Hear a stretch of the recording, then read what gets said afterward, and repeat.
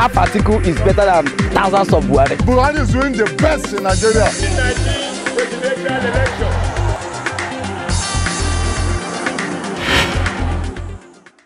You're watching Dance of Democracy right here on Roots TV Nigeria. Following the February 23 general elections, we're still analyzing all of the information coming out of the polls. And to do that with us is Kolo Kenneth Kadri. He is with the Connected Development Code. They are election observers. Good to have you, Kolo Kenneth. Good to be here. All right. So let's start with the basic conversation that is happening at the moment. Yes. There were lots, would I not use lots, but there were noticeable incidences of violence during Saturday's elections, which has led to the debate of the functionality or the responsibilities of armed security operatives at polling units. Yes. Now, we remember when the president directed, security operatives to do ruthlessly with ballot box snatches. There was a lot of debate about the hula baloo with human rights organizations calling against that. But with what we have seen, do you think that it makes sense now to put armed security operatives at polling units to ensure that ballot box snatchers don't get away with what they were able to do in this particular election?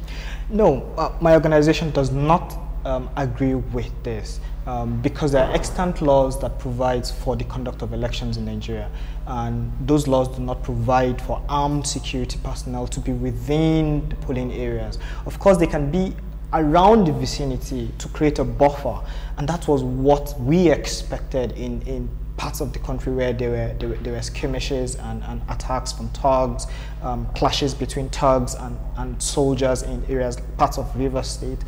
So if these armed men, security personnel, created a buffer around these polling areas, then they will be able to detect when these thugs are approaching the polling units, and then they can react. So it is more of a case of them being around and not inside, because some people felt had they been inside, they would have been able to stop that. But you think being around that, they would have even stopped them from entering in the first place? Yes. In around 11 a.m. On Saturday, we received reports, verified reports from our observer on the ground at a polling unit in Bauchi State, and there were concerns of state security personnel armed with their rifles amongst the voters, and it got people asking questions why armed men are around.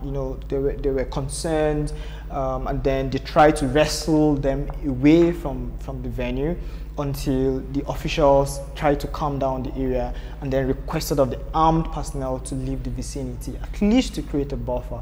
And that was when people were calm enough to return to their queues and continue the voting process. So you'd see that Nigerians can easily get alarmed when they see armed personnel around them. And that's the reason why we do not want them to be within the vicinity of elections. Because again, we've had instances of accidental discharge. Of course.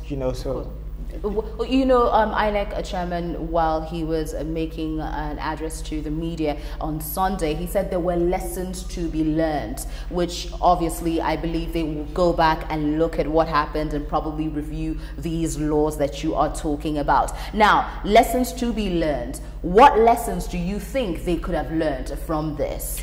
Well, I don't know, maybe for the chairman and his management team, I wouldn't think there are lessons to be learned for the institution itself, because it's not like it's the first time that we're experiencing violence, thug violence at polling units in elections in Nigeria. So are there lessons that have not been learned from 2011 and 2015 elections that we are now talking about in 2019 and saying these are lessons to be learned, or there are some things else that the chairman is trying to tell us which he's not making clear? We've had reports of underage voting, for I was example, about to get to that, because your organization specifically, a code, I saw it on Twitter with a picture of a young person in Taraba State? Yes, in Takum local government, I think, of Taraba State. And then another incident in Kanke of Plateau State that we had confirmed reports coming to our real-time incidents mapping tool. And when the chairman of INEC talked about it, he said, of course, the law is against it, but then probably they didn't have that documented, or they didn't know about that until it was brought up to him. Was it just one case, or do you know the number of underage voters that were gotten in those two localities? How many did you document? From the pictures we received, the report did not say in clear terms the number of underage voters that were on the queue, but we had 4 pictures from Bauchi State, and we had not less than 10 kids in line. We had one picture from Bauchi State that had around 4 kids jammed together in a queue. So that gives you an idea of probably maybe 20, maybe 50, maybe more. But what this incident shows that this happened. What was reported was... The question is, would INEC officials at the polling units not have been able to identify that these were children and underage voters? So instances like this are when we expect the 4 security personnel that should be within the polling unit to call the INEC officials to say, stop these kids, these are underage voters and they should not be within the vicinity. Again, there are fears for ad hoc staff during the elections who would not want to get the crowd angry and say we're refusing these kids to vote. So they usually would check for their safety first, and then allow for the choices of the crowd to go. And that's the reason why these security personnel, unarmed personnel within the vicinity, they are representing the law. Yeah, so they should say this is what the law is, this is what the INEC Act says about underage voters, and they should not be allowed within the vicinity. All right. Of course, there were audiovisual and pictorial evidences that our observers sent in of polling areas where there were kids, but they were not part of the elections process, so they were not in queue, they were not expected to vote, and that was clearly reported that yes, there were children, but we didn't see them on the queue, and they probably didn't vote. Okay, let's talk about the incident of violence. We have seen some really scary videos, but the ones that really have gotten more people talking has really been the fact that ad hoc staff, youth corps members, we have seen some of them getting hurt and all of that. While you may not have figures, because even INEC staff the INEC doesn't have figures at the moment, they're still waiting for security operatives for that. But could you give us examples of incidences? If you have reports from your observers, do you know in areas these things actually happened, and if there's any feedback or in terms of information you're getting? We had observers in Lagos and Rivers State, although these observers were not within the vicinity of these polling units where these incidences happened. So we depended on some staff in the situation room who were doing social listening to glean data from social media. But what we were able to analyze were this. Elections in Nigeria are usually skewed around certain parts. Okay. River State, Lagos State, Kano State, because of the population size and the expected number of registered voters. Now, usually we would expect skirmishes to happen in River State because it's the Niger Delta, you have the militants, the ex-militants, it's a highly armed society. It's a crisis-prone region in terms of elections. Then of course, the scourge of Lagos, the thugs that maraud the streets of Lagos. And then perhaps the easily triggered ethnic religious thugs of northern Nigeria. So you probably expect a bit of violence in parts of the north, especially when these results start coming in. Yeah. But surprisingly, we haven't really heard of violence in places like Kano, Katsina, Kaduna, which are usually flashpoints. But then we've heard of thugs in a highly APC-controlled Lagos State, where you'd expect that it's a government conclave and it would be as peaceful because, of course, the ruling government, the ruling party is very popular in the state, and it would be a joyride for them. But then we're seeing violence. We're seeing thugs coming to hijack ballot boxes and burning ballot papers. We've seen videos of thugs shooting in the air, hurting people, and we're wondering if the president has gone on air to say we're going to provide soldiers who would shoot anyone snatching ballot boxes, and then you see video evidence where polling units are short-staffed with security personnel within that vicinity, and that there's no evidence of buffer created by soldiers, which the president has said would be on ground, which was backed up by the chief of defense and of course the inspector general of police. So you wonder, why were these statements made in the first place? Interesting. Maybe he bowed to pressure, because a lot of debate was on that, and a lot of legal questions, or rather the legal angles were that electoral laws stipulate that these people probably shouldn't be very close to polling units, not to scare them. I think the major fear was really what happened in Osun Ekiti not happening again in the general sense. But let's talk about the credibility of INEC, which was in question going into these elections, considering the postponement. With what you have seen, would you say that INEC has done well, and could we depend on the credibility of the results that are coming in or that are to be announced? Gloria, the fact that the elections were postponed last minute affects the credibility of the Elections Management Board. Now, the fact that elections did not hold in certain places even after postponement affects the credibility of the institution. The fact that they are able to enter into partnerships with logistic companies and still have issues on elections day because drivers are refusing to move election staff and materials because contracts that were signed were not being adhered to, then the credibility of INEC as an institution is in doubt. So in general, you do feel that the credibility of these polls will be an issue afterwards? Well, if the people with a lot of civic engagement are rallied now and are interested in the polls, and then the umpire is not as interested or doesn't seem to be as interested and ready like the people are, then their credibility will definitely be called into question. Certain candidates would lose this election and blame the Elections Management Board for that postponement.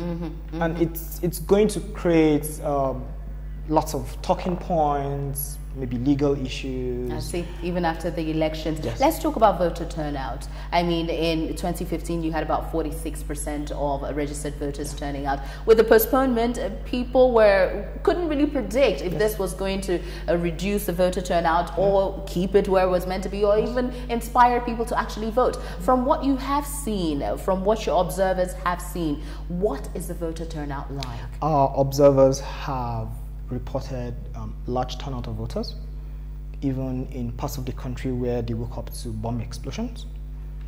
People have gone out to vote, even in places where they were warned not to turn out to vote. Who would warn them?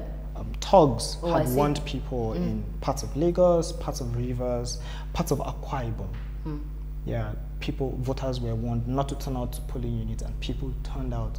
We've seen videos of voters turn out at a polling unit in Enugu State, and by midday, officials and materials were not at the polling unit, and they refused to move. To leave, yes. They said they would stay here until these officials get here.